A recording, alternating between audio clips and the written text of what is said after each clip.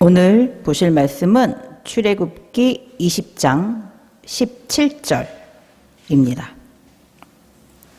내 이웃의 집을 탐내지 말라. 내 이웃의 아내나 그의 남종이나 그의 여종이나 그의 소나 그의 낙이나 무릇 내 이웃의 소유를 탐내지 말라. 아멘. 드디어 10계명 이제 마지막 계명을 하게 되었습니다. 10번째 이 계명은 내 이웃의 집을 탐내지 말라. 내 이웃의 아내나 그의 남종이나 그의 여종이나 그의 소나 그의 낙이나 무릇 내 이웃의 소유를 탐내지 말라. 이렇게 말하고 있어요. 그러니까 이웃의 집을 탐내지 말라. 이것은 그냥 그 집 건물을 나타낼 수도 있고요. 그 집 안에 포함되어 있는 모든 것, 그 사람 소유로 되어 있는 모든 것.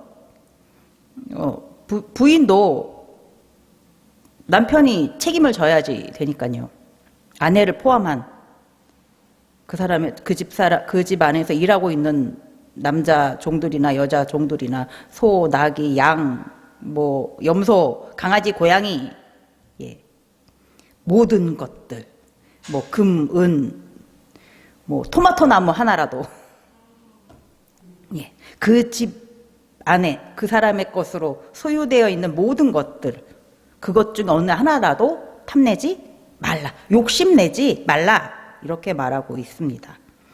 이 탐내다라는 것은 그런 거잖아요. 내 거가 아닌데 다른 사람 건데 저게 너무너무 갖고 싶은 거, 이런 마음이 탐내는 거잖아요. 욕심내는 거.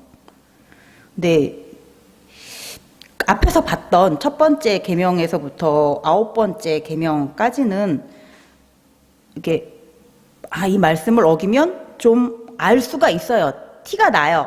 이거 첫 번째 계명을 어긴 거야. 이건 세 번째 계명을 어긴 거야. 이건 5번째 계명을 어긴 거야. 죄를 지었어 라고 어떤 징계, 합당한 징계, 하나님께서 이렇게 징계를 하라고 하셨어. 그거를 이렇게 징계를 내릴 수가 있어요.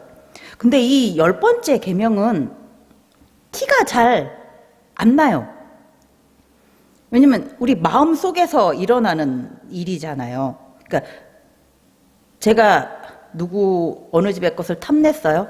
제가 제 입으로 말하지 않으면 굉장히 눈치 빠르신 분이 아닌 이상은, 그렇죠? 제 눈빛 하나 보고도 저 사람이 저 집 것을 탐내는구나, 이런 걸 보실 수 있을 정도 굉장히 센스가 탁월하신 분이 아닌 이상은, 제가 제 입으로 말하지 않는 이상은 이 10번째 계명은 참 다른 사람이 알기는 어려운 계명입니다. 그렇다 보니까 제가 마음에 탐심을 품었어요. 욕심을 품었어요. 하나님의 이 10번째 계명을 제가 어겼어요. 하지만 그 어느 누구도 저에게 뭐라고 말할 수가 없는 거예요. 티가 안 나니까요. 그렇죠? 고소할 수도 없고 이렇게 징계를 내리려고 해도 징계를 내릴 수도 없는 거예요. 이렇게 징계 내릴 수도 없는 그런 건데 뭐하러 하나님께서 이 10번째 계명으로 주셨을까요?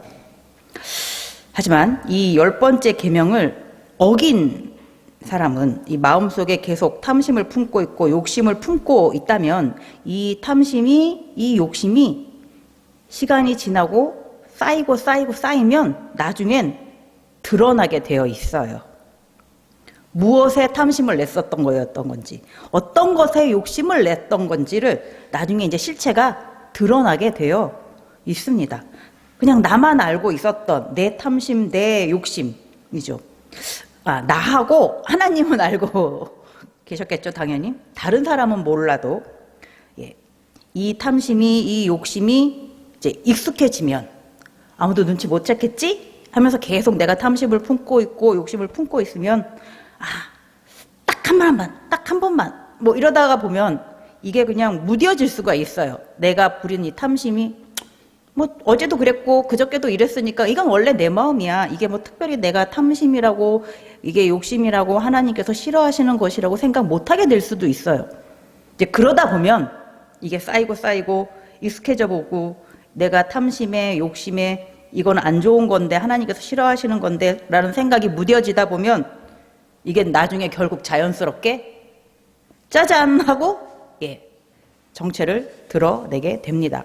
내가 무엇을 쫓아가면서 탐심을 내었었던 건지, 내가 무엇을 따라가면서 그런 욕심을 내었었던지 이제 실체가 드러나게 되죠. 우리 속 안에 있던 것은 결국에는 다 바깥으로 보여지게 됩니다. 예수님께서 말씀하셨죠. 마가복음 7장 20절에서 23절 보니까 또 이르시되 사람에게서 나오는 그것이 사람을 더럽게 하느니라. 속에서 곧 사람의 마음에서 나오는 것은 악한 생각, 곧 음란과 도둑질과 살인과 간음과 탐욕과 악독과 속임과 음탕과 질투와 비방과 교만과 우매함이니 이 모든 악한 것이 다 속에서 나와서 사람을 더럽게 하느니라.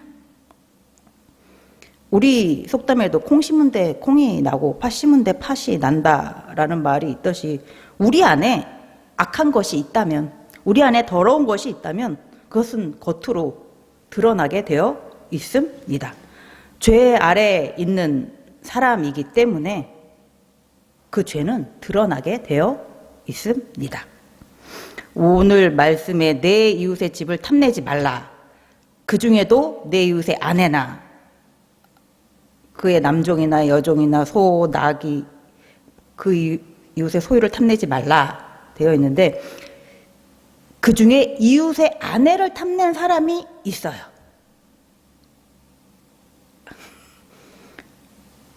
다윗이요. 예. 우리아의 아내 밧세바를 보고서 너무 아름다워가지고 탐하게 되었습니다.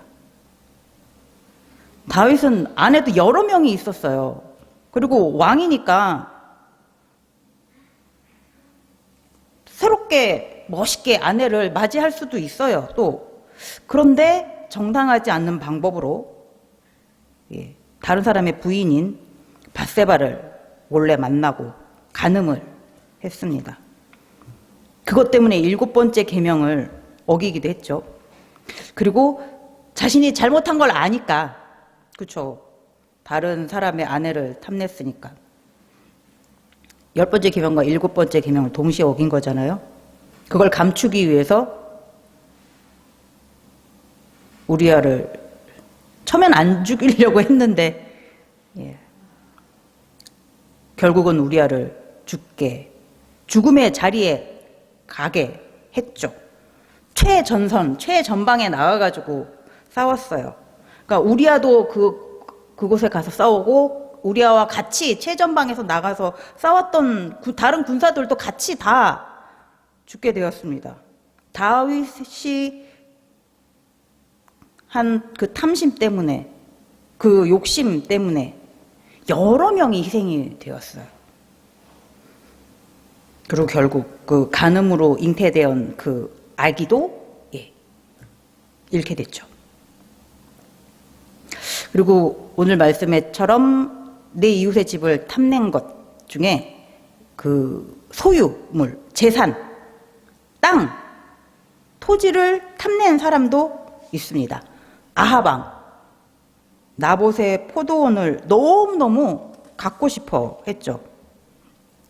그래서 나봇에게 가가지고 다른 포도원하고 바꿔도 되고 아니면 돈하고 바꿔도 된다라고 했을 때 나봇은 다른 포도원하고도 바꾸지 않겠습니다. 돈에도 절대 팔 수 없습니다 했어요. 근데 아합은 밥도 먹지 않고 계속 근심해 있었습니다. 그렇게 보면 정말 아합이 그 나봇의 포도원을 갖고 싶었었나 봐요. 너무너무 갖고 싶을 만큼 좋은 포도원이었나 봅니다. 결국 이세벨과 아합이 나봇에게 누명을 씌우죠. 나봇이 하나님과 왕을 저주했다라는 거짓 증인들을 데리고 왔고 나봇은 하나님과 왕을 저주했다라는 누명으로 죽게 되었습니다. 이 아합의 이 욕심, 이 탐심 때문에 나봇이 죽었어요. 그러니까 아합은, 이세벨은 살인죄를 지은 거죠. 거짓 증거도 했어요. 포도원을 부당하게 이렇게 취득을 하게 된 거니까 도둑질도 하게 된 것도 되고, 그 거짓 증거를 할 때 감히 하나님의 이름을 망령되게 사용했으니까 3계명, 세 번째 계명도 위반하게 된 거예요. 이 10번째 계명, 내 이웃의 집을 탐내지 마라, 내 이웃의 소유를 탐내지 말라, 이 계명은 겉으로는 쉽게 드러나지는 않지만, 그래서 정해져 있는 징계가 딱 있는 것이 아니지만 쉽게 가볍게 여길 수만은 없는 계명입니다. 이 탐심, 이 욕심은 이게 영원히 감추어지는 것이 아니기 때문에요.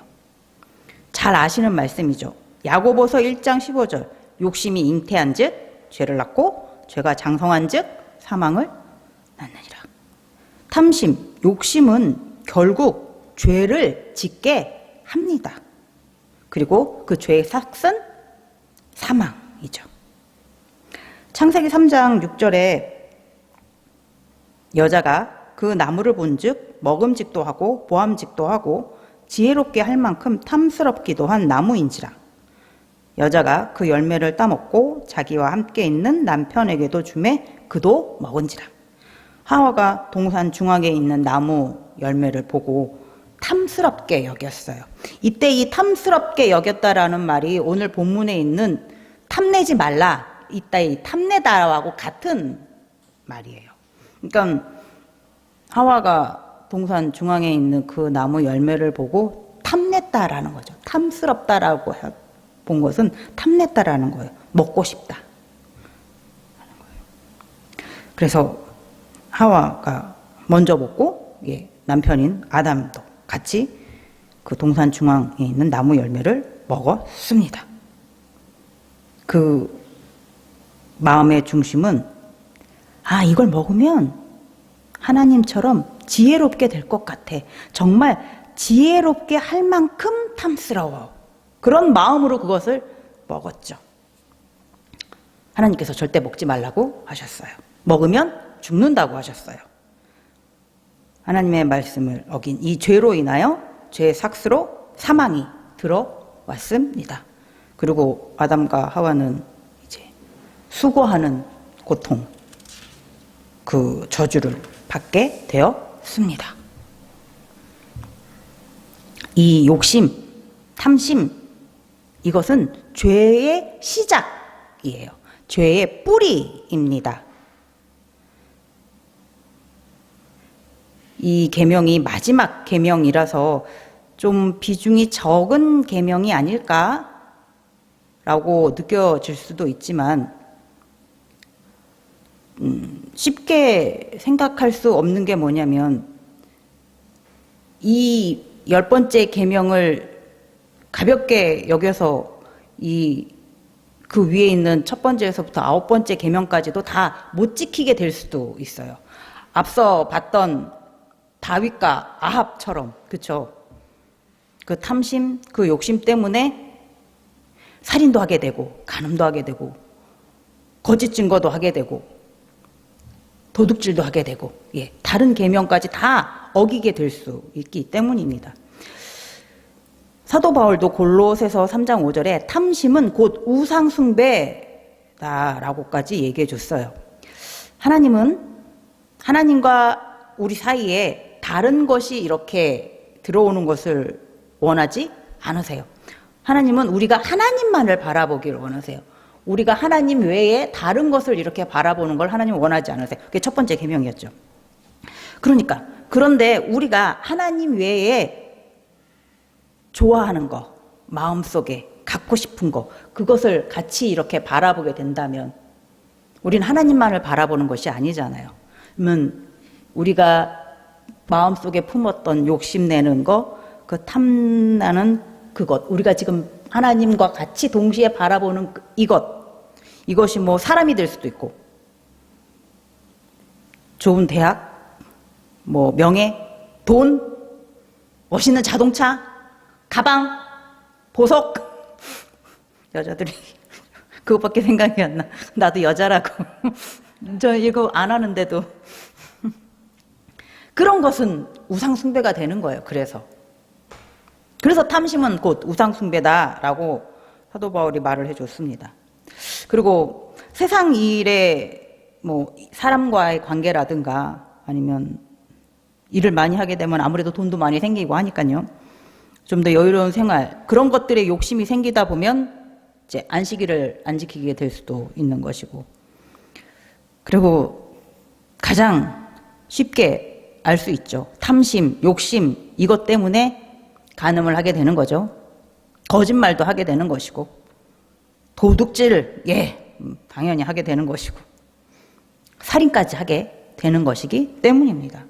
그래서 이 탐심, 욕심, 이게 죄의 시작입니다. 죄의 뿌리입니다. 이것은 어디서 우리에게 주는 게 아니라 우리 안에 있는 거예요. 그러니까 우리 마음속에 있는 거니까 우리가 우리 마음을 잘 다스릴 수 있어야 합니다. 저보다 신앙의 경험들이 많으시니까 어쩌면 이미 본인들의 마음을 잘 다스리시기 위해서 많이 노력들을 하셨을 것입니다. 자, 자신들의 마음을 잘 다스리시는 능력을 이제 갖추셨나요? 저에게 좀 전수해 주세요. 저는 저를 잘 다스리지 못합니다. 비법 좀 알려주세요. 자신의 마음을 잘 다스리시는 비법. 극비? 절대 안 가르쳐 주시나요? 자신의 마음이지만 세상 사람 그 누구도 자신의 마음을 100% 다스리는 자는 없습니다.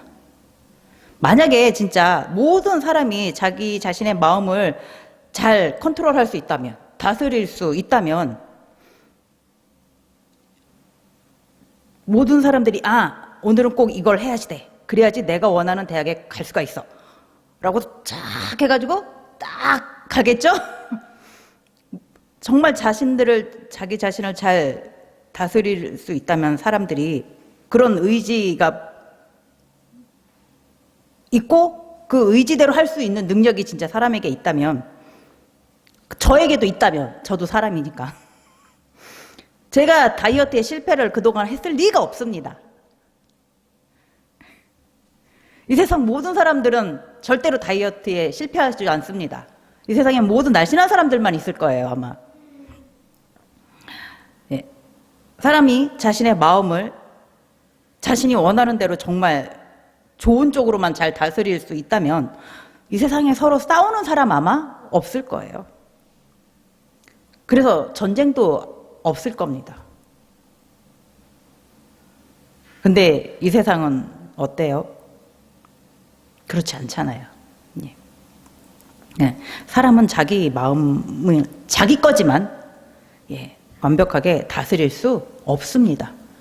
그러니까 우리 안에 있는 이 탐심, 이 욕심을 우리가 스스로 이렇게 다스리기가 힘들어요. 하지만 할 수 있는 방법이 전혀 없는 것은 아니죠.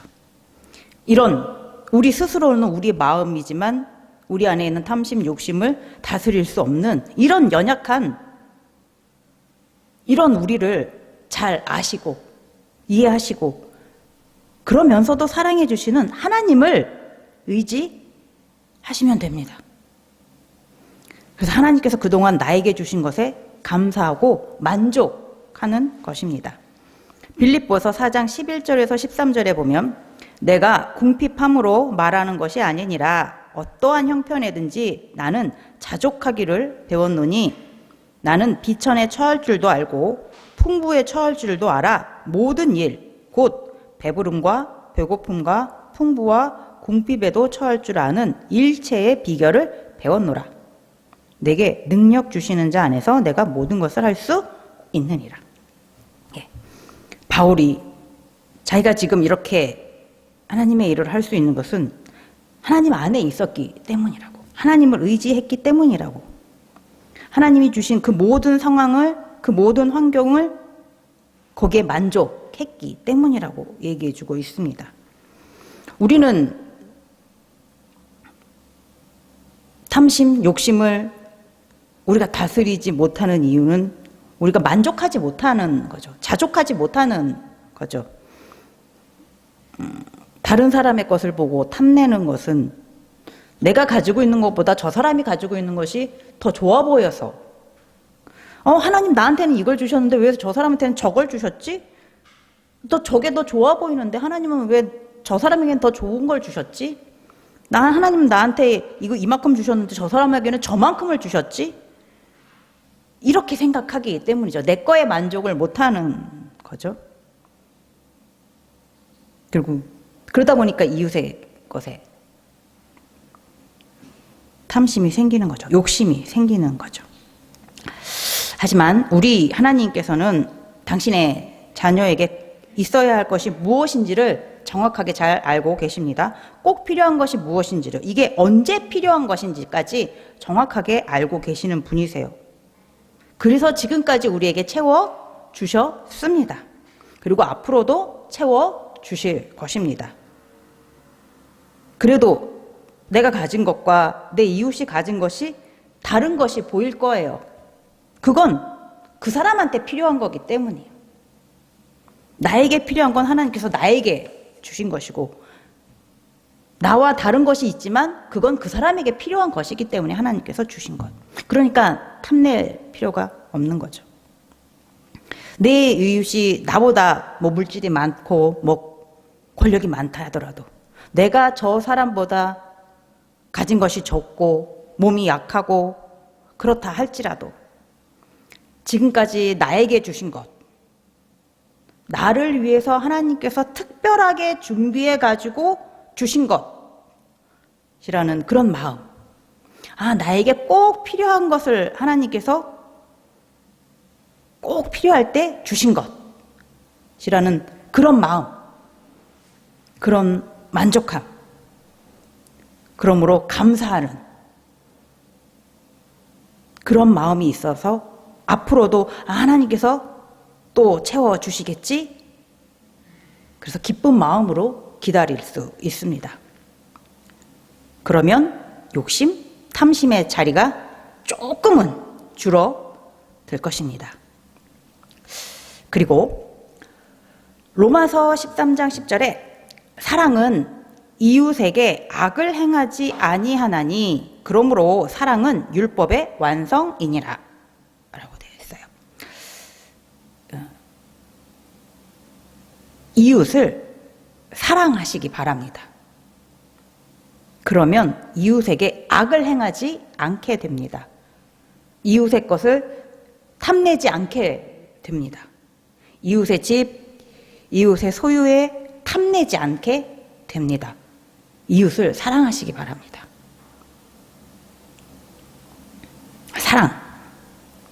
사랑은 하나님께 속한 거죠. 하나님이 사랑이시죠. 그렇기 때문에 하나님 안에 거하는 자는 사랑 안에 거하는 자가 됩니다. 그래서 우리가 사랑을 하기 위해선 하나님 안에 거하면 됩니다. 요한일서 5장 2절에 우리가 하나님을 사랑하고 그의 계명들을 지킬 때에 이로써 우리가 하나님의 자녀를 사랑하는 줄을 아느니라. 하나님을 사랑하는 자가 하나님의 계명을 지키는 것을 즐거워하고 좋아하는 자고, 그래서 하나님의 자녀, 이웃을 사랑하게 됩니다. 우리가 그래서 이웃을 사랑하는 자가 되기 위해선 먼저 하나님을 사랑하세요. 마태복음 22장 37절에서 40절. 예수께서 이르시되 네 마음을 다하고 목숨을 다하고 뜻을 다하여 주 너의 하나님을 사랑하라 하셨으니 이것이 크고 첫째 되는 계명이요 둘째도 그와 같으니 네 이웃을 네 자신과 같이 사랑하라 하셨으니 이 두 계명이 온 율법과 선지자의 강령이니라. 모든 나라의 법이 있듯이 하나님께서 주신 이 10계명은 하나님 나라 백성에게 주신 법입니다. 하나님 나라의 백성이라면 하나님께서 주신 이 말씀을 지키기 위해서 노력을 해야 됩니다. 하나님께서 주신 이 말씀, 이 법의 중심은 하나님을 사랑하는 것, 그리고 이웃을 사랑하는 것입니다. 네, 이 우리의 노력, 우리의 의지로서 이 하나님의 말씀을, 율법을, 십계명을 다 지킬 수는 없어요. 안 지켜지죠. 절대로 지켜지지가 않죠. 우리 안에 있는 탐심, 욕심조차도 우리가 다스리지를 못합니다. 우리의 의지로서는, 우리의 노력으로만으로는 지킬 수 없는 거죠. 우리를 죄에서 구원하신, 그래서 십자가의 고난을 감당하신 예수 그리스도를 의지해야만이 우리는 하나님의 말씀을 지킬 수가 있습니다. 예수님께서 십자가에서 흘리신 피로 하나님의 사랑을 우리에게 확증해 주셨어요. 예수님께서 십자가에 피 흘려 죽으심으로 인해서 예수님께서 하나님의 이 말씀을 완전하게 하셨습니다. 예수님은 율법을 완전하게 하기 위해서 오신 분이시죠. 그러니까 예수님 안에서만이 우리가 율법을, 십계명을 지킬 수가 있습니다. 예수님이 율법을 완성하셨으니까 예수님 안에 있음으로 인해서 우리도 하나님의 말씀을, 율법을, 십계명을 지킬 수 있게 되는 거죠. 예수 그리스도 안에 거하는 자만이 하나님을 사랑할 수 있습니다. 예수 그리스도 안에 있는 자만이 이웃을 사랑할 수도 있습니다.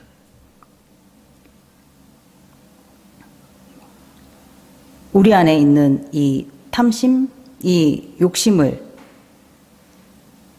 이겨낼 수 있는 방법도 하나님을 의지하는 것, 그리고 예수 그리스도를 의지하는 것입니다. 우리를 사랑하시는 예수 그리스도의 사랑에 의지하시면서 하나님을 더 사랑하시고 이웃을 사랑하시는 우리 모두가 되기를 바랍니다. 기도하겠습니다.